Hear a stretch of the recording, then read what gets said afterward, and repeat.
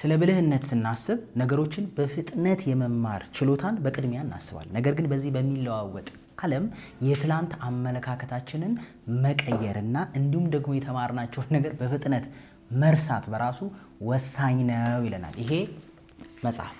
ለምን ይህን መጽሐፍ መረጥከው ካላችሁኝ፣ በዚህ ዘመን ዓለም በጣም እየተቀያየረች ባለችበት ሰዓት አንድ ሀሳብ ላይ ችክል ብሎ ያን ሀሳብ ከምቀይር ሞቴን እመርጣለሁ የሚል አስተሳሰብ ካለን ወደ ኋላ ልንቀር እንደምንችል እርግጠኛ ሊያደርገኝ ስለቻለ ምናልባት መጽሐፉን ከ4-5 ዓመት በፊት ነው አንድ ጓደኛዬ ከአሜሪካ ስትመጣ በጊፍት መልክ የሰጠችኝ። ካነበብኩት በጣም ቆይቷል። ነገር ግን ትዝ እንዲለኝ ያደረገኝ ነገር ቢኖር አሁን ላይ በጣም ወሳኝ የሆነ መጽሐፍ እንደሆነ ነው። ስፔሲፊካሊ ምናልባት ዌስተርኖች ወይም አሜሪካን ይህን መጽሐፍ ሲጽፉት ለእነሱ ያ ታይም በጣም ቤስት ነበረ። አሁን ደግሞ ለእኛ ይሄ መጽሐፍን የምናነብበት ቤስት ታይም ነው እንድል ስላደረገኝ፣ ነገሮችን ከተለያየ አንግል እንዳየው ስላደረገኝ ነው። ይሄ መጽሐፍ ታሪኩ የሚጀምረው 15 የሚሆኑ የሰደድ እሳት አጥፊዎች ወይም ስሞክ ጃምፐርስ የሚባሉት እሳት አደጋ ለማጥፋት በፓራሹት ይዘላሉ።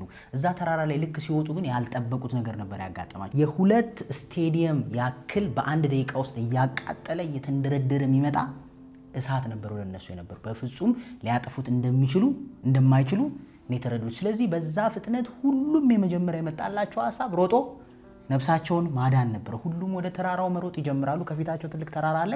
ግን እሳቱ እየተግለበለበ በአንድ ደቂቃ ውስጥ ወይም በ60 ሰከንድ ውስጥ 2 ስቴዲየም የሚያክል ፍጥነት እየሮጠ የሚመጣ ነበር። ሁሉም ወደ ተራራው ለመሮጥ ሞክሮ የቻሉትን ያክል በጀርባቸው 20 ፓውንድ በላይ የሚመዝን መጥረቢያ፣ አካፋ ምናምን ይዘዋል። እሱን ይዘው ለመሮጥ ነበር እየሞከሩ። ነገር ግን የቡድኑ መሪ ዋግነር ወዲያው በፍጥነት የመጣለትን ሀሳብ ተጠቅሞ ከ12ቱ ራሱን ህይወቱን ማዳን ችሎ ነበረ።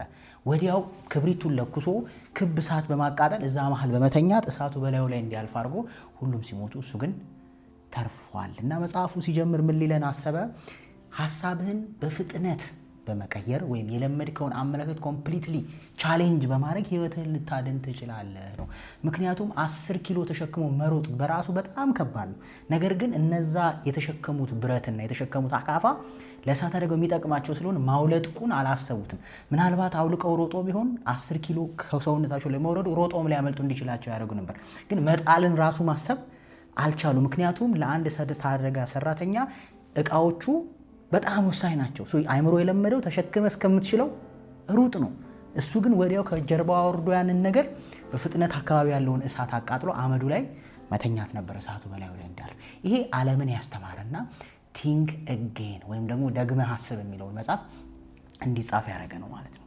የመጀመሪያው ይሄ መጽሐፍ የተጻፈበት ለማን ነው ብለን ከጠየቅን ሀሳቡን በፍጹም መቀየር፣ ኢንዱስትሪው የተቀያየረ፣ ዘመኑ የተቀያየረ በፍጹም ሀሳቡን መቀየር ለማይፈልገው ሰው ነው። ወይም ደግሞ ከልጅነት በያዘው ህልም ውስጥ ተቆልፎበት ከዛ ውጭ መኖር አልችልም ብሎ አምኖ ለተቀመጠው ነው። ወይም ደግሞ ሀሳቡን መቀየር ሞት አድርጎ ሽንፈት አድርጎ ለሚቀበል ወይም ደግሞ በፍጹም ለሚያስባቸውን ሀሳቦች ደግሞ መጠየቅ ለማይወድ ሰው ነው። ለምንድን ነው እንዲህ ያደረኩት ወይም ለምንድን ነው እንደዚህ ያሰብኩት ብሎ ጠይቆ ለማያውቅ ሰው ነው። እነዚህ ሰዎች ደግሞ ከሶስት ውስጥ ደግሞ ራሳችንን በእርግጠኛ 2 ወይ 3 ውስጥ እናገኘዋለን። ስለዚህ በ10 በ11 ነጥብ ከዚህ መጽሐፍ እኛ ልንማር ወይም ደግሞ ጸሐፊው እንድንማር ያስቀመጠልን ነገር አንድ ባንድ እናወራለን ማለት ነው። የመጀመሪያው ስሜት ስህተት ይባላል። ይሄ ምን መሰላችሁ? ብዙዎቻችን አለ ጸሐፊው የመጀመሪያ የሚመጣልን ሀሳብ እንደ ልክ አድርገን ነው የምናስበው። ደመነፍስ የነገረኝ ወይም ፈተናም ስንፈተን ሊሆን ይችላል። የሆነ ነገርም መጀመሪያ የመጣልን ሀሳብ ነው። ሰውም የሸወደን ከመሰለን የመጀመሪያውን ሀሳብ ነው የምንወስደው። ሰውም የሆነ አነጋገሩ ንቀት ከመሰለን የመጀመሪያ የተሰማንን ስሜት ነው አምነን ነው የምንቀጥለው ነው። ግን 1500 የሚሆኑ ተማሪዎች ላይ ኢሊኖስ ውስጥ የተደረገ ጥናት ደግሞ የመልስ ውጤታቸውን ደግሞ እንዲያስቡ የተነገራቸው በ50% የተሻለ ፖዚቲቭ ውጤት አምጥተው ነበር። ስለዚህ ድጋሚ የመለስከውን መልስ ድጋሚ ማየት በ50% ትክክለኛ ውጤት የማምጣት ቻንስን ያሰፋዋል። እንደዚህ ማለት ነው። አንዳንዴ ፈተና ተፈተናችሁ ታይም ኖሯችሁ ድጋሚ ወደ ኋላ ተመልሳችሁ ብታዩት ፈተናውን የተሻለ ውጤት የማምጣት ቻንሳችሁ ሰፊ ነው።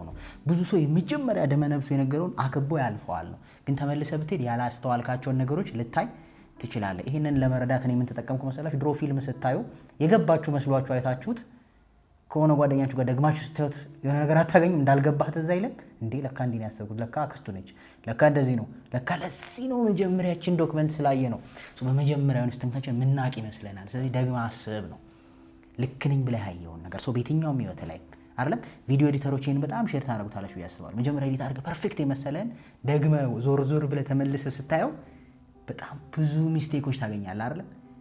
የመጀመሪያ ስራ ፐርፌክት ነው ብለህ ከመላከ በፊት ላሰሪ ደግመህ ያው ሪቲንክ አድርገው የትኛውን ዲሲሽንን መጽሐፍህን ቪዲዮዎችን ምናምን ደግመህ ማየት ሪቲንክ ማድረግ ደግመህ የመጀመሪያውን ኢንስቲንክትን ደግመህ መመዘን ውጤት የተሻለ እንዲሆን ያደርጋል ይላል የመጀመሪያው።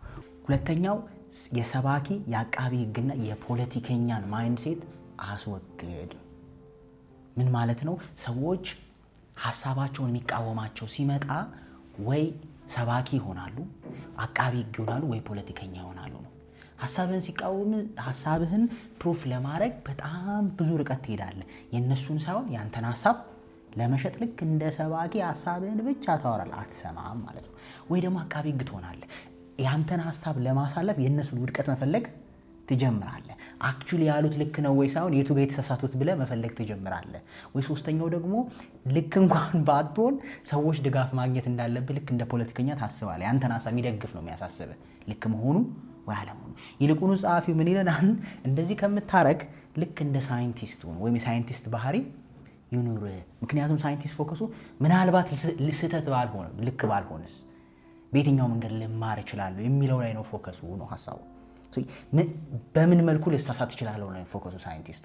ልክ ነኝ ሳይሆን ሃይፖቴሲሶቹን እየወሰደ ሁሌ 100% እርግጠኛ አይልም። ሳይንቲስት ካየ መድኃኒቶች እንኳን ካየ 99.9 ምናምን ብለው ያስቀምጣሉ፣ የስህተት ጋፕ ክፍተት ያስቀምጣሉ ነው። ግን እኛ አብዛኞቻችን ወይ ፖለቲከኛ ነው የምንጫወተው፣ ወይ ሰባኪ ነው፣ ወይ ደግሞ አቃቢ ወይም ደግሞ የሆነን ሰው ዲፌንድ አድርገህ ነጥብ አስጥለ ለማሸነፍ። እንደዛ ስትሆን በፍጹም አትማረም ነው፣ ከነስተት ታረጃለህ ነው። የሳይንቲስት ማይንድሴት ካለ ግን ዋት ኢፍ የምትላለች በሆነ ምክንያት ስተቶኝ ቢሆንስ ብለህ እንድታይ ያደርጋል አይደለም። እስኪ በሱ ጫማ ልውና ልረዳው ላይ ምንድን ነው ያልገባኝ እንድትል ያደርጋል። ሳይንቲስት የትኛውንም ቲዎሪዎች ሃይፖቴሳይዝ እንዲህ ከሆነ እንዲህ ቢሆንስ ብሎ አይደለ። ሰው ማንም ሰው ሲኖር የተሻለ ለማደግ የተሻለ ለማወቅ የተሻለ ራሱን ጥልቅ ቦታ ለማድረስ ዋት ኢፍ የሚል ሜንታሊቲ ያስፈልገዋል። ቻንስ መስጠት፣ ኦኬ እርግጠኛ ለመሆን ሁሉ ነገር ላይ ማለት ነው። አሁን ህይወት ላይ በጣም ይጠቅመናል። ትዳራችን ላይ ዋት ኢፍ እሷ ያለችው ልክ ቢሆንስ፣ ወንድ ከሆንክ ሴት ከሆነች ዋት ኢፍ ባሌ ያለኝ ልክ ቢሆንስ፣ ዋት ኢፍ ቤተሰቦች የሚመክሩ ምክር ልክ ቢሆንስ። ልጆንም በተለይ ወጣቱን እኛ ብቻ ልክ አይሆን ይመስለናል። እቺን የሳይንቲስት ሜንታሊቲ ስትኖር ግን እንደ ሰባኪ ማሚ አንቺ አይገባሽም ምናምን ከምንል ወይም ሚስትን አንቺ ድንጋይ ከምትል ዋት ኢፍ ብትል ቲንክ አጌን ማለት እኮ ነው። ሁሉም ሀሳቦች የምናወራቸው ባይዘው ወይ ቲንክ አጌን ነው። ላይክ ደግመን እንድናስበው ነው የምናስብበትን መንገድ። ስለዚህ ልክ እንደ ሳይንቲስት ሆኖ ሁሉ ነገር ላይ ኪሪየስ ሆኖ ለመማር ሬዲ ሆነ ነው። ብዙዎቻችን ትቸግረናለች። ትንሽ ነገር ስናውቅ በቃ ልክ ነው ያ ነገር አይደል፣ ዩኒቨርሳል ትሩዝ አድርገን ነው የምናስበው ሁላችንም ነው እኔንም ጨምሮ። ግን የሚያድገው ሰው ቢዝነስህ ላይ ልክ ነው ብለህ የሰራው የሚገርም ምግብ አይነት ወር ሜኑ ዋት ኢፍ ሰዎች ባይወደውስ ብለህ ሩም ብትከፍት ሰዎች ሀሳብ ሲሰጡ ለማሻሻል ቻንስ ይኖራሉ። ልክ ነኝ ብለህ ካሰብ ግን ማንንም አሰማም። ሶስተኛው ደግሞ ከማውንት ስቱፒዲቲ ተጠንቀቅ ነው። በነገራችን ላይ ብዙ ሰዎች እውቀት ከማነስ ሳይሆን ትንሽ እውቀት ከማግኘት በጣም ብዙ ዋጋ ይከፍላሉ። ትንሽ እውቀት ማግኘት በጣም የተለጠጠ በራስ መተማመን እንዲኖርህ ያረጋል። ማንንም የማትሰማ ድፍን እንድትሆን ያረጋል ይላል።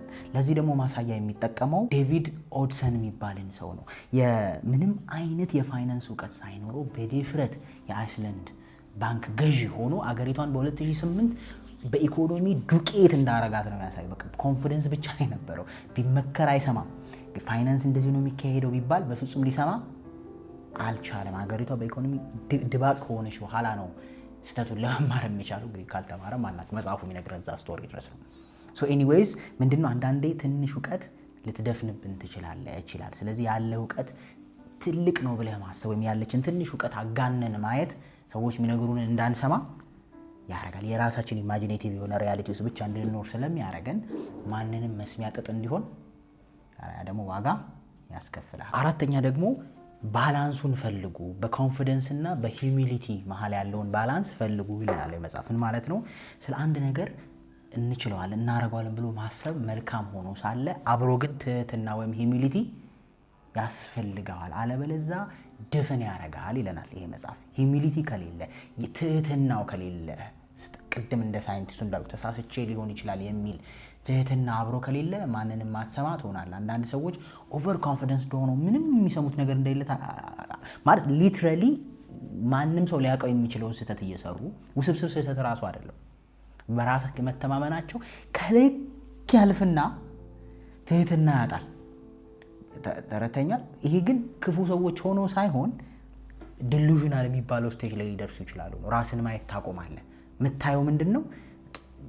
ኮንፊደንስ ነህ፣ ልክ ነህ፣ አንተ ራይት ነህ። ትህትና የለውም ነው። ትህትና ካለ ግን ሰዎች የሚሰጡን አስተያየት ወይም ሰዎች የሚሰጡን አዲስ እውቀት ወይም ዓለም ሌሎች ሰዎች ሊያውቁ ይችላሉ ብለህ ስለምታስብ አንድ ስቴፕ ቦታ ይኖራል። አምስተኛ ብቁ አይደለሁም ብሎ ማሰብ ወይም ኢምፖስተር ሲንድሮም ይባላል። በጣም ብዙ የተማሩ ሰዎች ብቁ አይደለሁም ብለው ያስባሉ። ለዛ ነው ውጤታማ የማይሆኑት ነው። መጽሐፊ ግን ምን ይላል? ኢምፖስተር ሲንድሮም በፖዚቲቭ ካየው እንደውም በጣም ጥሩ ነው። ብቁ አይደለሁም ብሎ ማሰብ በጣም ብዙ ሰዎችን ስኬታማ የሚያደርጋቸው ብቁ አይደለሁም ብሎ ማሰብ ነው እንደው። ምክንያቱም ብቁ አይደለሁም ብለህ ካሰብ ከሰዎች ለመማር ዝግጁ ነህ። ብቁ አይደለሁም ብለህ ካሰብክ ሃርድ ወርከር ለመሆን ሌሊት እንቅልፍን አጥተህ ለመለወጥ ዝግጁ እንድትሆን ያደርጋል። ብቁ አይደለሁም ብለህ ማሰብ በዝግጅት የሚያምን ሰው፣ በትሬኒንግ የሚያምን ሰው የተሻለ ነገርን በመማር ከሱ በላይ በሆኑ ሰዎች በትህትና በመማር እንድታመን ያደርጋል ይላል። ስለዚህ ኢምፖስተር ሲንድሮም አክቹሊ ጉልበት ሊሆን ይችላል። ከጥፋት ይልቅ ጉልበት ሊሆን ይችላል። ብዙ ሰዎች ሽባ አድርጎ ሊያስቀምጣቸው ይችላል። ግን ከሽባነቱ በላይ ሊጠቅምህ የሚገባው ማሰብ ያለብህ እንደዛ ብለህ ማሰብህ ሱፐር ፓወርህ ነው ይለናል መጽሐፉ። ለምን?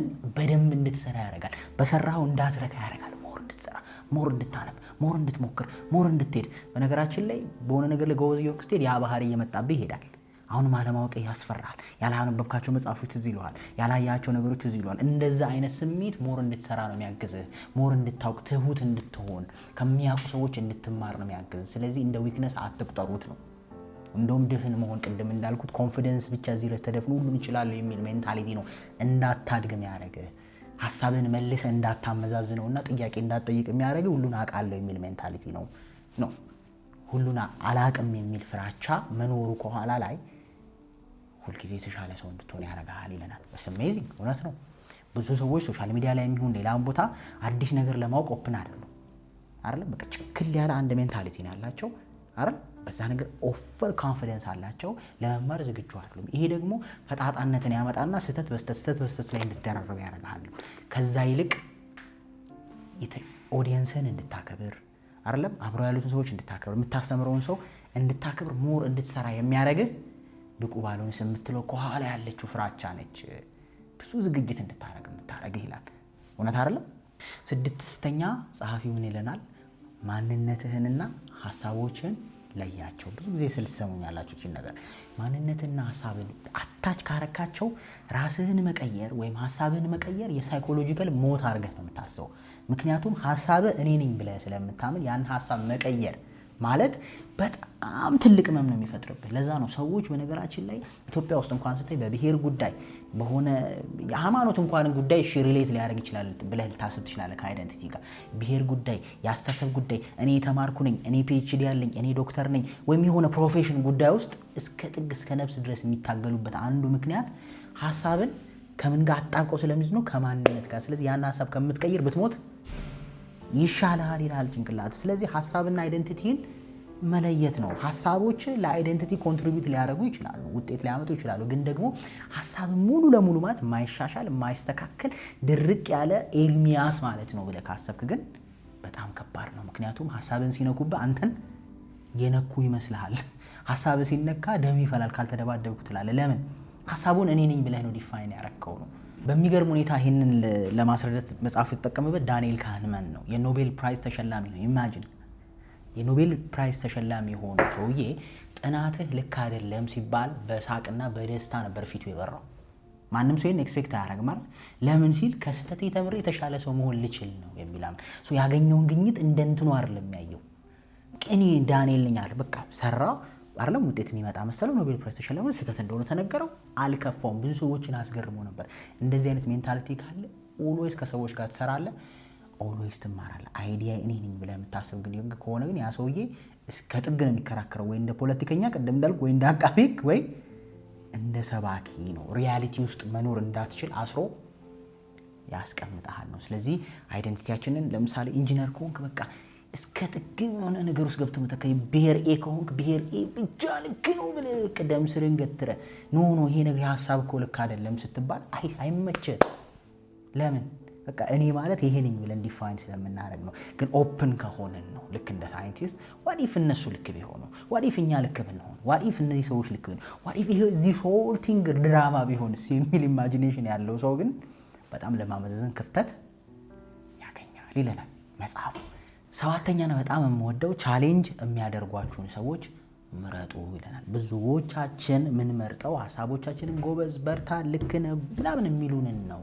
ነገር ግን ሐሳብህን ቻሌንጅ የሚያደርግ ሰው መፈለግ በጣም ኢምፖርታንት ነው። ምክንያቱም ግሮ እንድታረግ ያረጋል፣ ስህተትህን እንድታይ ያረጋል። ክሪቲሲዝም ወይም ደግሞ ትችት በጣም ጥሩ ነው። ከጥሩነቱ ነው ማየት ያለባችሁ፣ ምክንያቱም የተሻለ እንድትሆኑ ስለሚያግዝ ይላል። የኢንክሬዲብልስን የሰራው ዳይሬክተር በጣም ዘላን የሆኑ ወንበዴ የሆኑ ማንንም የማይሰሙ ክሪቲሳይዝ የሚያደርጉትን ስቱዲዮ አምጥቶ ነበረ ክሪቲሳይዝ እንዲያደርጉት የሚጠይቃቸው የነበረው። በሚገርም ሁኔታ ኦስካር እንዲበላ አድርጎታል ያን ሙቪ። ምክንያቱም ስህተቶችን ከተለያየ አንግል አቃቂር የሚያወጣ ሰው አጠገብ መኖሩ አፕግሬድ እንድታረግ ያረጋል፣ የተሻለ እንድታረግ ያረጋል። ጎበዝ ከሚል በላይ የሚቆጣ ሰው ወይም ደግሞ ቻሌንጅ የሚያረግ ሰው፣ ልክ እንዳልሆንክ የሚነግር ሰው፣ ብቁ እንዳልሆንክ የሚነግር ሰው በፖዚቲቭ ካየኸው አፕግሬድ እንድታረግ ያረጋል። በኔጌቲቭ ካየኸው እየሰበረህ እያቆረቆዘ ወደታች እያረገ ይሄዳል። ግን ሁሌ አድናቆትን ወይም ደግሞ የስ አዎ መባል ይደፍናል፣ እንዳታድግ ያወክ እንዲመስልህ ያረጋል ይላል። በጣም ኢምፖርታንት። በተለይ እንደ ወጣት ስራም ስንሄድ የሚመቸንን ቦታ የምንፈልገው ማይናገረን ሰው ነው የምንፈልገው፣ አስተያየት የማይሰጠንን ሰው ነው የምንፈልገው። ጓደኛም ቆንጆ ነሽ ምንድነሽ ሚልሽ ነው የምንፈልገው፣ ፖዚቲቭ ብቻ ነው የምንፈልገው። ይሄ ስንል ግን ስድብ ሳይሆን ወይም ደግሞ ፐርሰናል አታክ ሳይሆን ያለ እውቀት ላይ ያለ ስራ ላይ ያለ አስተሳሰብ ላይ የሚተች ሰው በጣም ኢምፖርታንት ነው። ምክንያቱም አፕግሬድ እንድታረግ እልህም ስለሚሆን። ስምንተኛ ደግሞ ሐሳቦችንና የግል ግጭቶችን መለየት አለብን ነው። በነገራችን ላይ የሐሳብ ግጭቶች በጣም ኢምፖርታንት ናቸው ይለናል። ሰዎች ያደጉት እዚህ ጋር የደረስነው በሐሳብ ፍጭት ስለነበር። ድሮ ትዝ ይለኛል ተማሪዎች እያለን የሆነ ማትስ ኢኩዌሽን ወይም ደግሞ ፊዚክስ ፎርሙላ ላይ አንጣላም እኮ ቀኑ ሙሉ ስንጨቃጨቅ በዚህ መንገድ ብትሞክረው ፕሩፍ ለማድረግ በዚህ መንገድ ያ አንደኛ እንዳትረሳው ያደርጋል፣ ሁለተኛ አድቫንስ እንድትኖር ያደርጋል፣ ጭንቅላትን ያሰፋዋል፣ በተለያየ መንገድ የማየት አቅምህን ይጨምራል። የግል ግጭት ነው መጥፎ። እርስ በርስ አንተ እንዲና አንተ እንደዛ ነው እንጂ መጥፎ ወይም አስሮ የሚያስቀምጥ ወደ ታች የሚያስኬድ በሐሳብ የሚመጣ ግጭት። እንዲህ ለምሳሌ ኮንተንት ሲሰራ እንዲህ ኤዲት ቢደረግ እንዲህ ኤዲት ቢደረግ እኮ እንደዚህ ነው የሚሆነው፣ ኖ ይሄ ኤዲት ቢደረጉማ ይሄን ያመጣብሃል መባባሉ ጭንቅላት ያሰፋል፣ አይዲያ ያሰፋል፣ ደግመህ እንድታስበው የሚያደርጋል የሰራውን ነገር ይለናል። ዘጠነኛ ደግሞ በሌላ በኩል ራስን ማየት ወይም ካውንተር ፋክቹዋል ቲንኪንግ ያስፈልጋል ይለናል። አሁንም ጸሐፊው ምን ማለት ነው? እኔ እዛ ቦታ ብወለድስ ወይ እዛ ቦታ ባልወለድስ፣ ከነዚህ ቤተሰቦች ባልመጣስ፣ እዚህ ቦታ ባላድግስ፣ አይደለም ከዚህ ብሔር ወይም ከዚህ ሶሳይቲ ባልመጣስ፣ እንዲህ ቢሆንስ፣ ጾታዬ ሌላ ቢሆንስ ብሎ ማሰብ ነገርየውን የበለጠ አንደርስታንድ እንድታረገው ያረጋል። እያሰብክ ያለውን ሐሳብ ደግመህ እንድታስበው ያረጋል የተሻለ። ምክንያቱም ቲንኪንግን ሐሳቡ የተሻለ ሐሳብን ማሰብ ነው። የሆነ ቦታ ስታክ አድርጎ አለመቅረትን ነው። ያን ደግሞ ልታረግ የምትችለው አንዳንዴ በሰዎች ጫማ ውስጥ በመሆን ነው። ብዙ ጊዜ ሪሌሽንሺፕ ላይ ከምናወራው ሐሳብ ውስጥ አንዱ ይሄ ነው አይደል? ኢምፓቲ አይደል? በዛ ሰው ጫማ መሆን፣ በሴቷ ጫማ መሆን፣ ወንዱም ደግሞ በሴቷም በወንዱ ጫማ መሆን። እንደዛ ስታረግ ያን ሰው ትረዳዋለህ። ለምን እንደዚህ ምናምን ብለህ ለዘመናት ስትከራከርበት የነበረን ፖይንት ጥያቄ ውስጥ ታስገባዋለህ። ኢማጂን ራሳችሁን እስኪ እንጠይቀው። ዋዲፍ እኔ አዲስ አበባ ውስጥ ባልወለድ ኖሮ፣ ዋዲፍ አዳማ ባላድግ ኖሮስ፣ ዋዲፍ ከእናትና አባቴ ከነዚህ ባልወለድ አውሮፓ ቢሆንስ ያደግኩት ስለ እንደዚህ አይነት ነገር ያለኝ አመለካከት ሴም ይሆናል። ዋዲፍ አባት ጦረኛ ሆኖ ቢያሳድግ ወይ ፖለቲከኛ ወይ ዶክተር ወይ ኢንጂነር ወይ አስተማሪ አስተሳሰብ እንዲሆን ነበር ሰውን ጀጅ ለማድረግ። ዋዲፍ በድህነት ውስጥ መንገድ ላይ የለመነች ያሳደገች እናት ብትኖርስ አመለካከት እንደዚህ ይሆናል። ዋዲፍ ማንም ዞር ብሎ የሚያይህ የሌለበት አይደለም ያሳድገ የሌለበት ከልጅነት ጀምሮ ጎዳና ላይ ወድቀህ አድገህ ቢሆን ስኬታማ ለምን አልተማረም ለማለት ትችል ነበር። አይደለም መማር አይደለም መማር የዕለት እንጀራ ማግኘትና በህይወት ሰርቫይቭ ማድረግ ከዝናቡ ከሚባላው ነገር ከእንስሳው ከጾታዊ ጥቃቱ እንኳን መዳን እድለኝነት ነው። በእንደዚህ አይነት ያለፈን ሰው እንድትረዳው አይደለም ስለዛ ሰው ያለና አመለካከት እንድታስተካክል እኔ በዛ ቦታ በሆንስ ብሎ መጠየቅ የተሻለ ውጤት ያመጣል። እንደዚህ እንትና ኃጢአተኛ ነው፣ እንትና እንደዚህ ነው፣ እንትና ወራዳ ነው፣ እንትና ለማለት በእነሱ ጫማ ውስጥ መሆን ያስፈልጋል። ከዚህ ስናገር ሰምታችሁኛል።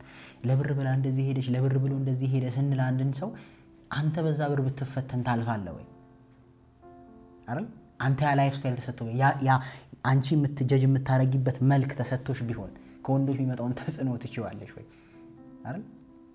አንቺ በዛው በወንድም ገልብጦት እሱ ምንም ማድረግ የሚችልበት ገንዘብ እጁ ላይ ተሰጥቶት ቢሰጥ ኖሮ ትችላለህ ወይ ነው። የቤት ኪራይ መክፈል አቅቶ ስትረግል እያረክ ስለ ሎያሊቲ ሎያል ልትሆን ትችላለህ፣ እረዳለሁ። ግን ደግሞ ካልተፈተንክ አታቆም። አንተ ሁሉም ማድረግ የሚችልበት ገንዘብ ሲሰጥስ ታውቀዋለህ ባህሪ አናቆም። ስለዚህ ሰውን ጀጅ ይብል ለማድረግ ይዘን የመጣናቸው የተሸከምናቸውን አይዲያዎች ራሱ ኮስሽን ለማድረግ በዛ ሰው ጫማ ውስጥ መሆን፣ በዛ ሲቹዌሽን ውስጥ መሆን፣ በዛ እንትን ውስጥ መሆን ያስፈልጋል። ለዛ ነው ጸሐፊያን ምናምን ካየ ቦታውን ኤክስፒሪየንስ ማድረግ ይፈልጋሉ። ካየ ኢትዮጵያ ውስጥ ከሆነ ታሪኩ ቦታው ጋር ሄደው ፊልም ማድረግ ይፈልጋሉ አየሩን። ለምን እዛ ቦታ ስትሆን የምትረዳቸው ነገሮች አሉ። አሜሪካ ቁጭ ብሎ ስለ የሆነ ጎንደር ክልል ጎንደር ወይም ትግራይ ወይም ኦሮሚያ ገጠር ክልል ውስጥ ያለን ላይፍ ስታይል መጻፍ አይችልም። የት ያውቀዋል? ሶፋ ላይ ተደግፎ ኤሲ አብርቶ አይደል ፊልም የሚያደርገው። እዛ በእግርህ ስትሄድ ነው፣ ውሃ ሲጠማህ ነው። ልክ እንደዛ በዛ ጫማ ውስጥ መሆን አይዲያው እንድትረዱት ያደርጋል። 10ኛ የሁለትዮሽን አስተሳሰብ አስወግዱ። ሁሉ ነገር ወይ ጥሩ ወይ መጥፎ ነው ብሎ የሚባል አስተሳሰብ በጣም አደገኛ ነው ይለናል። ሐሳብን ብዙ እውነታ ሊኖረው ይችላል ብሎ ማየት የአስተሳሰብ አድማስን ያሰፋል ነው። በሁለት ሀገር መሀል ጦርነት ሲካሄድ ብዙ ሰዎች ያስቡኛል። በቃ ወይ ኤ ነው ጥፋተኛ ቀድሞ ስለተኮሰ ወይ ቢ ነው ጥፋተኛ የሚል አስተሳሰብ አለ። ለምሳሌ ልክ አይደለም ነው። ሌሎች ብዙ ሾዎች ሊኖሩ ይችላሉ ነው። ትዳር ውስጥ ስለተፋታ ወይም ሴቷን ንፋታ ስላለች ወይም ወንዱን ንፋታ ስላለ ወንዱ ወይ ጥፋተኛ ወይ ሴቷ ጥፋተኛ ማድረግ አለ ነው። በውስጡ ብዙ ኢሹ ሊኖሩ ይችላል። ፋሚሊ ኢንቮልቭመንት፣ የሃይማኖት ጉዳይ፣ የገንዘብ ጉዳይ፣ የአስተዳደግ አታችመንት፣ በጣም ብዙ ዳይሜንሽን አለ። ሁሉ ነገር ኤና ቢ አይደለም መልሱ፣ ወይም ጥሩና መጥፎ አይደለም፣ መሀል ላይ አሉ ነው። ግሬ ማተሮች አሉ በጣም ብዙ። እነዛን ነገሮች እንዳሉ ማሰብ ሰዎችን ኤክስትራ ሌየር እንድትረዳ ያረጋል። የሰረቀህን ሰውዬ ወይም ስልክህን ነጥቆ የሄደ ሰውዬ በቃ ሌባ ነው፣ ይሄ ሰፈር ሌባ ነው ማለት አትችልም ነው። እዛ ኢንቫይሮንመንት ብትገባ የታመመች እናት ልትኖር ትችላለች። ልክ ባይሆንም ብዙ ፋክተሮች አሉ ያን ሰው እንደዛ ያረገው። ያንን ሰው ጥሩም መጥፎም ደግም እንድንል የሚያደርጉን በጣም ብዙ ፋክተሮች ስላሉ ለዛ ነው ሳይንቲስቶች ካየ በጣም ብዙ ፋክተር ክፍት አድርገው ነው የሚነግሩ የሆነ ወጥ ሲነግሩ። እንደውም አንዳንዴ ለመረዳት ራሱ ይከብዳል። ለምን ሁልጊዜ ብዙ ፋክተር እንዳለ ነው የሚነገር፣ የሆነ ግልጽ አይሆንልህም። ግን እውነታው እንደዛ ነው መሆን ያለበት። ጥቅሙ ምንድነው ካለከኝ ሰው በተለያየ አንግል እንዲያስብ በር ይከፍታል። ሁሉንም በር ዘግተ በቃ እሷ ነች ጥፋተኛ ወይ እሱ ነው ጥፋተኛ፣ ይሄ ሀገር ነው ጥፋተኛ፣ ይሄ ነው እዚህ መወለዴ ነው ብለህ አንድን ኢሹ ብቻ ይዘህ የምትነሳ ከሆነ ዓለምን ብላክ ኤንድ ዋይት አድርገህ ነው የምታስበው ማለት ነው። ዓለም ደግሞ ብላክ ኤንድ ዋይት አይደለችም። ብዙ እውነታዎች አሉ፣ ብዙ አይነት ከለሮች አሉ ነው። ኤኒዌይስ በዚህ መንገድ ቢሆን ጥሩ ነው ይለናል። የመጨረሻው 11ኛው ከዚህ መጽሐፍ ላይ የያዝኩት ፖይንት ማንነት ላይ መቆለፍን ማስወገድ ይለናል። ብዙዎቻችን በልጅነታችን የያዝነው ድሪም ላይ ተቆልፎብን እሱን መንካት መለወጥ እንደማንችል አምነን ተቆልፎ ቁልፎ የተጣለ እስኪመስል ድረስ እሱ ላይ ቆልፈን ህይወታችንን ሁሉ በድብርት ደስ በማይል ስሜት እያስጠላን መኖር እንመርጣለን። ግን ኖ አይደለም ነው። ለምን አይቀየርም? ለምን የልጅነት ህልምህ የነበረው ነገር መቀየር ይችላል፣ መስተካከል ይችላል። ግድ አይደለም ለልጅነት ስላለምኩ ሐሳብን አትቀይርም ማለት አይደለም። በልጅነት ዶክተር መሆን ስለተመኘ ያንተ ህይወት ዶክተር መሆን ብቻ ማለት አይደለም። በልጅነት ኢንጂነር መሆን ስለተመኘ አርቲስት መሆን ግዴታ እየደበረ እያስጠላ እያቃተ ደስተኛ ሳትሆን በልጅነት የሆነ ነገር ስለቆለፍ ሐሳብን መቀየር ሞት አድርገህ የምታስበው ልክ አይደለም። 40 ዓመትም ቢሆን ሐሳብን መቀየር ትችላለህ። 50 ዓመትም ቢሆን ሐሳብ መቀየር ትችላለህ። ለምን ትታሰራለህ ነው። ለዚህ ማሳያ የሚጠቀመው አንድ ዶክተር ራይን የሚባል ዶክተር ለ16 ዓመት የቀዶ ጥገና ሕክምና ስፔሻሊስት ነበረ። የልጅነት ህልሙም ስለነበረ ያንን ስራውን ትቶ ሌላ ስራ ውስጥ ገብቶ ስኬታማ እንደሆነ ነው የሚያሳየው። ለምን? ምክንያቱም እስኪ ኢማጂን አንዳንዴ አለ የማንፈልገው ህይወት ውስጥ የማንፈልገው እንትን ውስጥ ሆነን ያን ነገር መቀየር ብዙ ታይም ኢንቨስት ስላደረግንበት ብዙ ጊዜ ስላጠፋንበት በቃ መቀየር እንደማይቻል እንደ ህግ አስበ ነው እየደበረን መኖር እንመርጣለን። ግን ነው አይደለም ነው። አት ኤኒ ታይም ካንተ ጋር የማይሄደውን ነገር ማስተካከል ይቻላል። ይሄ ግን በጣም በተጠና መልኩ መሆን አለበት። ዝም ብሎ ስለደበረ ብድግ ተብሎ የሚሰራ ስራ ይቀየራል ማለት አይደለም። ሶ ኤኒዌይስ ይሄ መጽሐፍ ሊነግረን ያሰበው እነዚህ ነገሮች ነው። ሰው በዚህ መንገድ ማሰብ ቢጀምር፣ ነገሮችን ማየት ቢጀምር ከዘመኑ ጋር መሄድ ይችላል አይደለም። የማይጠቅሙ ሀሳቦችን አራግፎ መጣል ይችላል። የማይጠቅሙ የተጫኑብንን በማህበረሰብ በቤተሰቦቻችን፣ በፊልሙ፣ በዌስተርኑ ዓለም በተለያየ አይነት የተጫነብንን ዓለም እያራገፍን መሄድ እንችላለን። ግድ አይደለም። አሁን ብዙ ሰዎች ጋር ታያለ። ለምሳሌ ሶሻል ሚዲያ እንደ ስራ ለማየት አለ። አሁን አንዳንድ ሰዎች በቃ ለነሱ ስራ ማለት ግዴታ የሆነ ቦታ ሄደ የሚቆረቆር የሚፈለጥ ወይ ደግሞ የለመድነው በቃ ኢንጂነር ምናምን ዶክተር ተብሎ የተሰጠህን ስራ ብቻ እንደ ስራ ማሰብ ወይም ደግሞ የሆነ ድርጅት ውስጥ ገብቼ ጠዋት 2 ሰዓት እያጭበረበርኩ ቁጭ እላለሁ፣ እስከ 4 ሰዓት ሳልሰራ ውላለሁ፣ ምሳ ሻይ እጠጣለሁ፣ ከዛ 6 ሰዓት፣ ከዛ 8 ሰዓት 11 ሰዓት መውጣት በቃ ስለሆንገስ ቢሮ ገብተህ እስከወጣህ ድረስ ወይም ደግሞ በጣም ዘሞስት ውስጡ ስትገባ ሲሊ የሆነን ስራ መስራት ደግሞ ስለሚከፈለ መስራት ብቻ እንደ ስራ በቃ ሀሳብ መቀየር አይፈልጉም። ካየ በጣም ስለማይ ነው። ስራ ማለት የሚመስላቸው የሆነ ቀጣሪ ደሞዝ እየከፈለ መስራት ብቻ። ይሄንን ተውት። ማራገፍ ካልቻልክ ስታክ አድርገህ ትቀራለህ ነው። ስለ ገንዘብ ያለን አመለካከት በቃ መቆጠብ ብቻ፣ ኢንቨስት ማድረግ የምትባለውን ሀሳብ አፕዴት ማድረግ ካልቻልክ ስታክ አድርገህ ትቀራለህ። ወንድ የበላይ ነው ቢል ስሜት ስታክ አድርገህ ከቀረ ስታክ አድርገህ ትቀራለህ። ሴት ልጅ ኢንዲፔንደንት ምናምን የሚለው ዌስተርንም ዓለም ምናምን ይዘሽ መተሽ ስታክ አድርገሽ ከቀረሽ ከዘመኑ ጋር አትሄጂም ነው፣ ወይም ደግሞ ከመንፈሳዊ ህይወትሽ ጋር አትሄጂም ነው። ሶ በእኔ አመለካከት አብዛኞቹ ሀሳብ ቻሌንጅ መደረግ አለባቸው ብዬ አስባለሁ። አብዛኞቹ ሀሳብ ምክንያቱም ቻሌንጅ ማድረግ ሀሳብን እኮ እንድትቀይር አለ የሚያደርገ ሞር እንድትረዳው ነው የሚያደርገ። የማይጠቅም ደግሞ ከሆነ ለመጣል መፍራት የለብንም ነው። ሶ ኤኒዌይስ ይሄ መጽሐፍ በጣም ኢምፖርታንት መጽሐፍ ነው። ሁላችሁም ካገኛችሁት አንብቡት። በአማርኛም ትርጉም ይኖረው ይሆናል ብዬ አስባለሁ። አይ ዶንት ኖ፣ ግን በጣም ቤስት መጽሐፍ ነው። በጣም ብዙ ሰዎች ስለዚህ መጽሐፍም ጽፈዋል፣ ቪዲዮም ሰርተዋል። ፒዲኤፉን ግን ቴሌግራም አካውንታችን ላይ ያስቀምጥላችኋል።